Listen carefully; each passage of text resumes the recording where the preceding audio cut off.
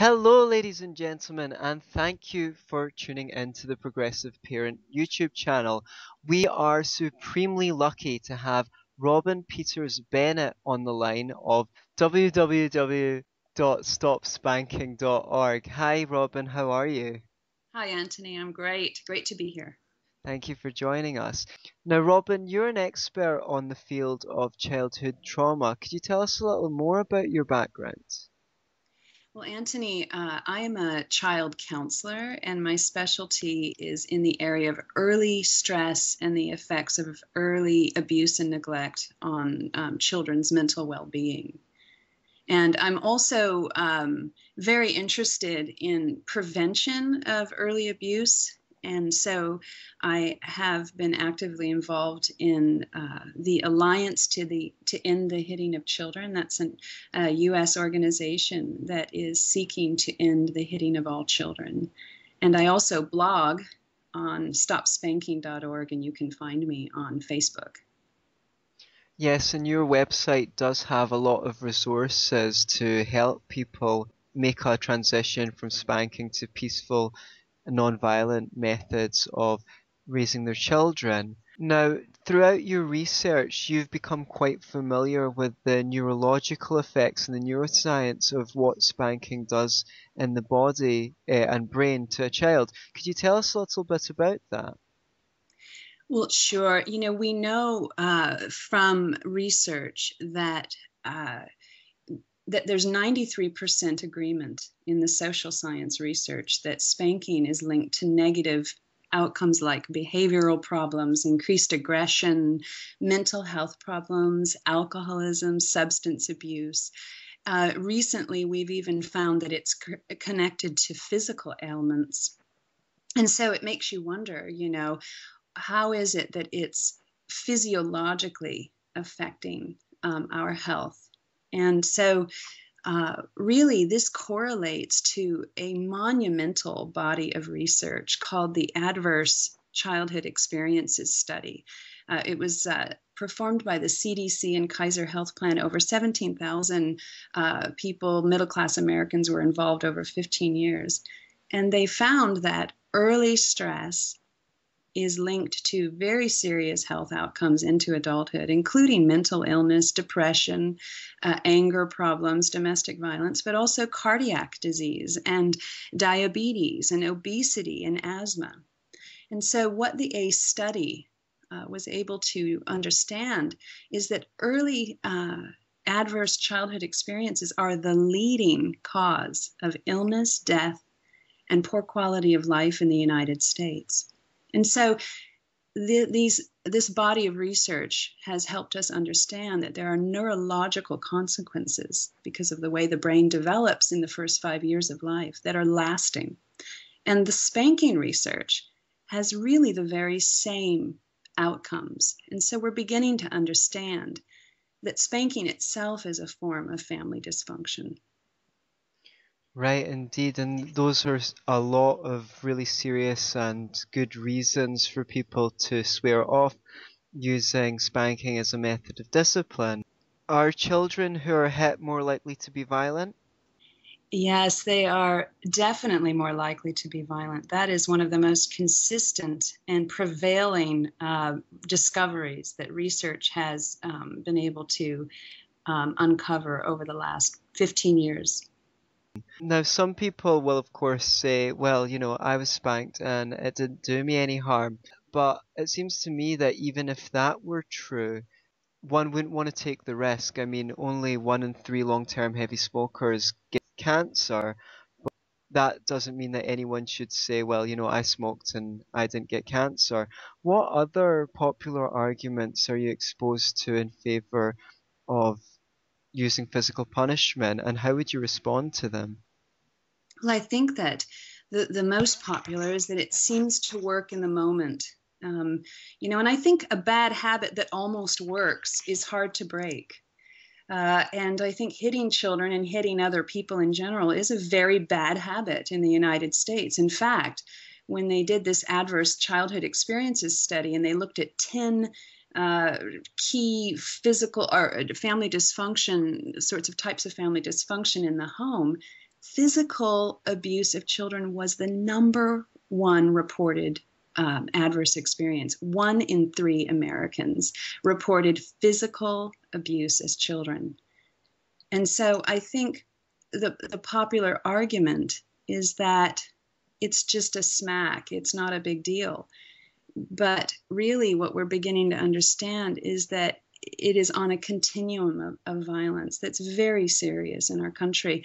The other is that the negative outcomes are not easily seen in the immediate moment, but because of the way the brain develops in a cascading fashion, if you injure or stress the brain in the first 5 years, you are affecting the self-regulation equipment of the child. And that self-regulatory equipment is the foundation to ongoing development. And so Dr. Martin Teicher, he's a Harvard neuroscientist, he called this the time bomb effect, which is where these early injuries to the brain are not readily seen. But later on in adolescence, you'll see alterations. And that's where you'll begin to see the negative behaviors that result from these early injuries. And the early injury is to the bond between the child and the parent. And it's usually an injury to the self-regulatory equipment, which is responsible for allowing us to regulate feeling, to manage our physical arousal, to cope with aggressive feelings without acting them out. It's very important early in life to not tamper with this system. So perhaps that's the reason why some of the research has shown that children who are spanked at home are more likely to act out in school. Yes, because it really creates a developmental delay, and it also models aggressive behavior. So what you'll see is that children that are harshly treated as in the home, they have a harder time regulating themselves in a school environment where you have to sit still and follow directions, and where there really isn't a lot of interaction between the child and the teacher, because there's 25 children. And so there's not that one-on-one relationship that the child would need, because the child, many of these children in kindergarten are more like age 3 developmentally, because their self-regulatory system is not mature, because there's been too much stress. Now, some people say that I'm behind you 99%, Robbyn. I think that in most situations that it's not the best option, but there perhaps in a very extreme circumstance, a sharp shock will ensure that they never do it again. You know, if they've burnt the house or kicked the cat or who knows what. What's the response to that? Well, my response is that you should never shock a child. We don't even do that to animals, and it has to do with just really understanding that when you shock your child, you're activating the stress response. And you don't want to do that because it already activates spontaneously from normal stressors in the environment. So you never want to be a source of what we would call potentially toxic stress, which essentially is stress that the parent is not mitigating. So by definition, when you hit a child and you're the mother or the father, you are creating stress for them that is by definition not mitigated by the loving, supportive presence of, the primary caregiver, because you as the parent are the source of threat. It seems to me, in addition to that, if the reason that we're spanking children is as a deterrent, well, there's lots of ways to deter a child from doing something. You could point a gun at them, but if the only thing that's motivating someone not to do something is that they've been hurt and they're really scared of being hurt again, we can't say that they've internalized any real values and understand why not to take a certain course of action because it's destructive or antisocial. It's not just behavior we should be concerned about, but the motivation behind behavior. Because if your child stops being destructive because they're really timid and scared, or they become really passive aggressive instead of overtly aggressive, you haven't achieved much, and you might have actually just sort of bent the child's personality a bit and maybe even out of shape. You've not addressed the root cause of the behavior. Yeah, it's like you have created a reason for the child to avoid you in one way or another. And I think that it's important to recognize that for a child to regulate, to feel like they can cope with the world, is you have to stay regulated as a parent, because their brain is developing from your regulated brain. In fact, a child cannot self-regulate without a regulated parent. So if you're afraid that the child's going to yank the cord out of the socket or run into the street, or you're frightened of a tantrum in public because you're afraid of being humiliated and judged, your anxiety is ramped up. You are now more aroused, your self-regulation is more compromised, and what you do from that place is going to be less effective. So it's really important to be merciful to yourself as a parent and to think about, okay, what does make me uncomfortable? What does make me nervous? And what is the best way to respond? You know, I can keep my child safe. I'm just going to make sure the fence is locked. I'm going to watch the child when my baby's in the yard. And I'm just going to move the child away from the sockets and that sort of thing. And with a tantrum, I'm just going to hang in and know that I'm a good enough parent, and that people that judge me are just people that are anxious themselves. And we can't allow the anxiety of other people to dominate how we respond to our children's needs. Yes, I think it's important when the child is taking a tantrum to understand that they have an inner emotional environment that they might not know how to deal with themselves, and take sort of preventative approaches by talking about healthy emotional expression and showing ways to even use the words, "Mommy, I'm absolutely furious. I can't even control myself at the moment." And Yes. also to debrief, when you have a situation with your child that was adverse, speak about Yes. it later on. Yeah, in fact, and don't worry that it's quite a bit later on. That's perfectly fine, because you want to make sure that all of your brain and all of their brain is available to you. So you don't want to be upset when you're talking about it. On the subject of alternatives to spanking, in those moments where parents think that maybe that would be the best option to use as a deterrent, what other options could you suggest that they take instead? Because maybe we don't want parents to just scream at their kids or lock them in their room and isolate them or anything like that. What are positive alternatives to spanking? Well, you know, it's interesting because I have parents coming to me all the time, and I never ask them if they spank.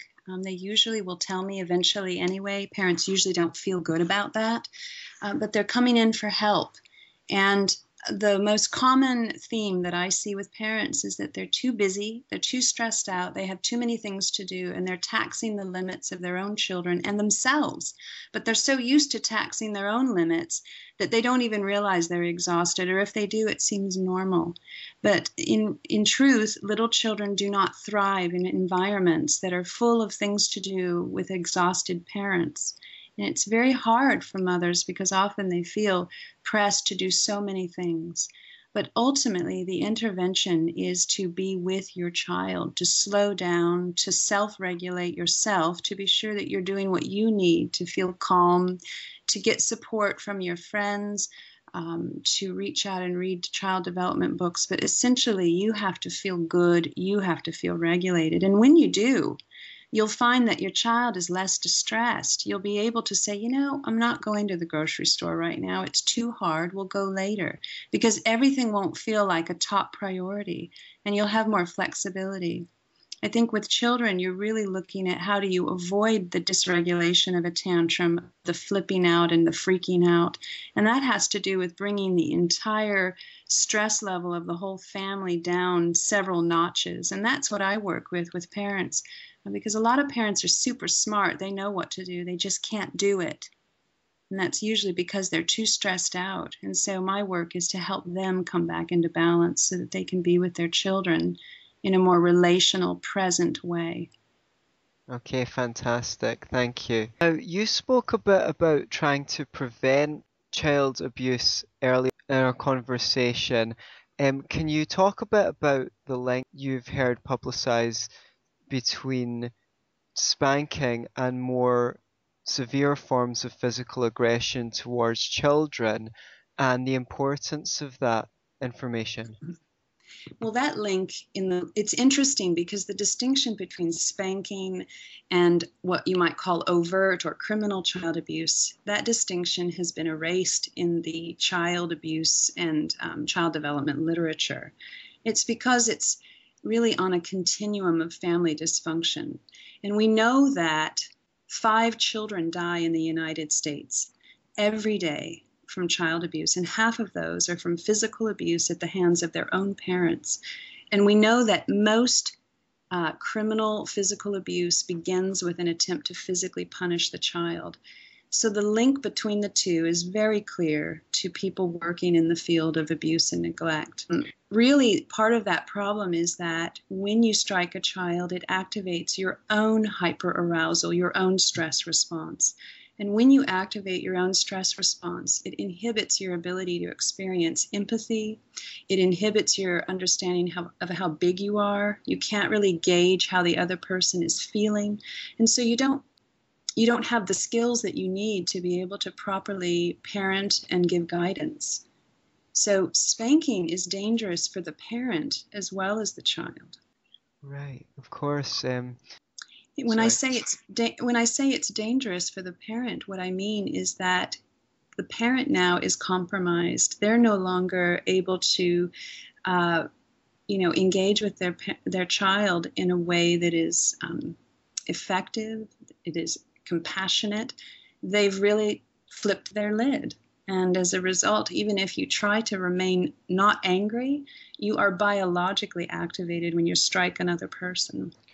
And so that sort of undermines another popular argument, which is it's terrible to strike a child when you're out of control, but if you wait till you're calm and show that you're doing it in a rational fashion, then that is somehow more informative or educational.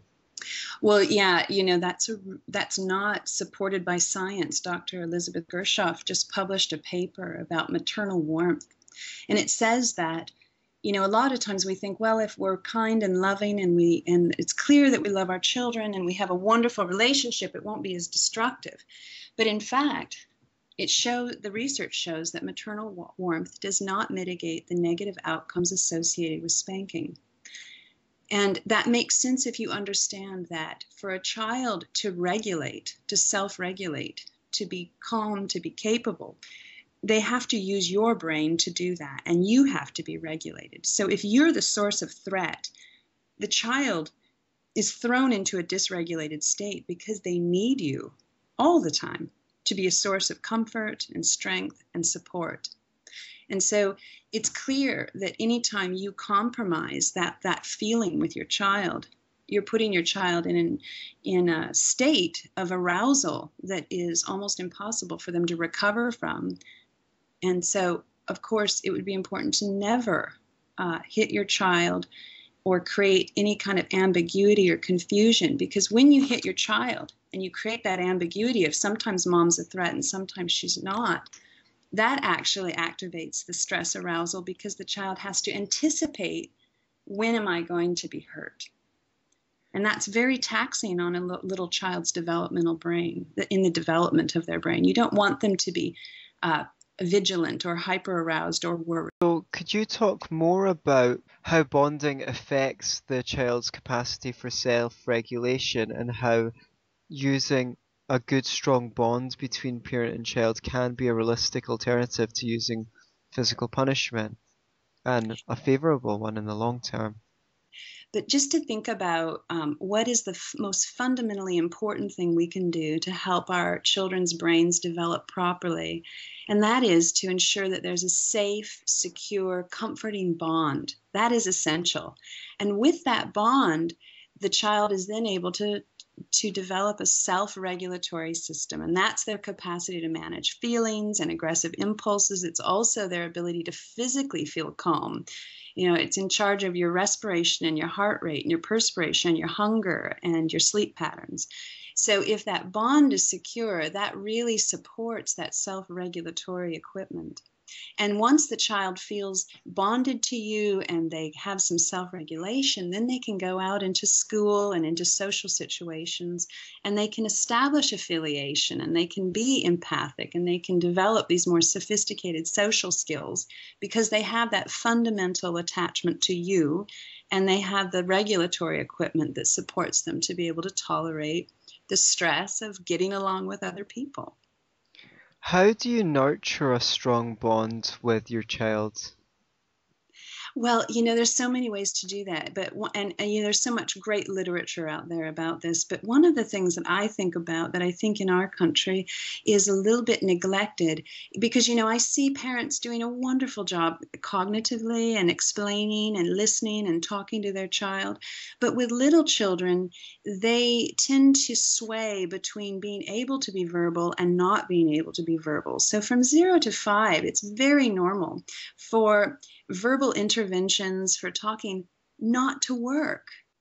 So verbal interventions with children work sometimes, and you'll probably notice this, that sometimes your toddler or your 4-year-old is extremely verbal and capable, and you can have these wonderful conversations, and other times it's like you're talking to a brick wall. And so it's important to understand that this is really normal, and to be able to recognize when your child isn't really operating at a verbal level, and to supplement that with physical touch, with a lot of warmth, with laughing, with holding, with comforting, and to really pay attention to the body, because in many ways, children from 0 to 5 regulate primarily through physiological comfort between the mother and the child, through a lot of that, what you'd call right-brained communication. Her facial expressions, is mommy happy, is she smiling, that kind of thing. And that a lot of that nonverbal mirroring is even more important, particularly when the child is distressed. So don't be afraid to hold and touch your child when they're freaking out, when they're upset, when they're angry even.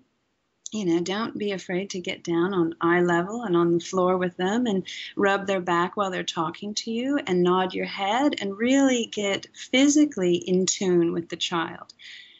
That can be incredibly helpful for regulating the child.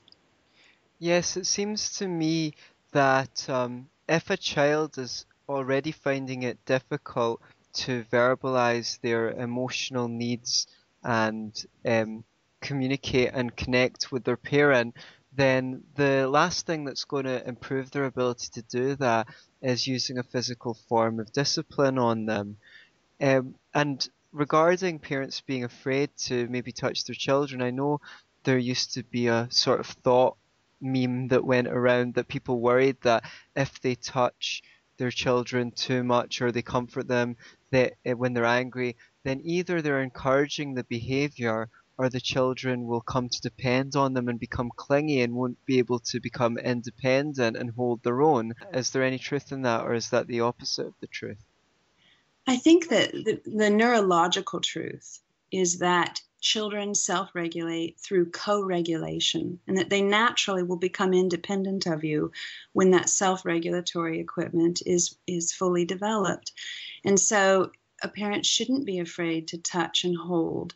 And I wouldn't worry about the behavioral reinforcement of touching a child when they're in distress. But what I would emphasize is, to be gentle, to be empathic, to be understanding, to touch in a way that the child likes and responds to. And then when the child is back to baseline, when they're calm again, when they can relate, when they can put a smile on their face naturally, then you use a cognitive intervention and talk about what happened, what made you upset, what could we have done differently? What could you have done differently? What could I have done differently? And you problem solve with the child. And that is what builds that capacity for them to regulate better in the future. So the two things to think about if you want to really develop a child's capacity for self-regulation is, one, is to be attuned to their frustration and be sensitive to their upset moments to help them return back to baseline. So don't allow a child just to scream and cry for long periods of time. Be sympathetic, be available. The other is to have a lot of positive, warm, affectionate interaction, because that stimulates the neurotransmitters that help the child to their brain to grow. And that's easy to do if you're consistent and you don't create sort of an ambiguous experience where sometimes you're a threat. So just never be a threat to your child. And if you do yell and lose your cool, tell them later, I'm sorry, I had a hard time, I was overwhelmed, and mend the relationship that way, and then you can move on. What fantastic advice that is. What we have there is not only helping the child regulate by gaining good self-regulation and modeling it yourself, I do imagine that soothing the child gives them the model for learning to self-soothe. It does. It gives them a psychological model, but it also builds a physiological model neurologically in the brain. I saw some of the research that you mentioned covered very much lately in the media. Here is from the Daily Mail, a mainstream newspaper in the UK. Smacking children even occasionally can make them more aggressive and trigger bad behaviour. In Psychology Today this month, research on spanking, it's bad for all kids, where they said, regardless of culture, hitting a child on the bottom with an open hand, rather than reducing undesirable behaviour as it's intended to, is not working in the long term. And last month, CNN parents also put out an article saying spanking hurts kids in the long run too. Well, there's been quite a lot of research lately looking at just what we would consider, spanking a child with an open hand on the bottom, little children, what our culture believes is normal spanking. And we're finding that there are negative outcomes associated with this as well. A recent study by McKinsey just came out where they were looking at the effects of spanking children at age 3 and 5, and that by the time the child was 9, they were more aggressive, they had a harder time following the rules, and they had a lower score on what they call receptive vocabulary. And again, this is that time bomb effect, or what they call in science, it has a cascading effect, which means that early injuries are not easily seen, but they show up later on. And it's very important, particularly with boys, to understand that little boys are often more transactional, meaning that they externalize in reaction to spanking, meaning they get more aggressive, where little girls sometimes internalize. And so boys tend to get hit more often, and it tends to stimulate more spanking. So it's super important to understand that you should never hit little children. And we sometimes think, well, boys are tough, but in reality, boys are more vulnerable to violence because they're more reactive in sort of a fight mode. And so they end up getting targeted, not just by their own parents, but by their peers and by people in school and other authorities, because they tend to be more dysregulated, more aggressive, more reactive. And sadly, this is also linked, I believe, to higher instances of domestic abuse later in life. James Gilligan, who's a world-leading expert on violence and dealt with prisoners, some of the most violent people in the world, found that a lot of the time they had internalized a sort of doctrine that as a man you have to be tough and show people who's boss.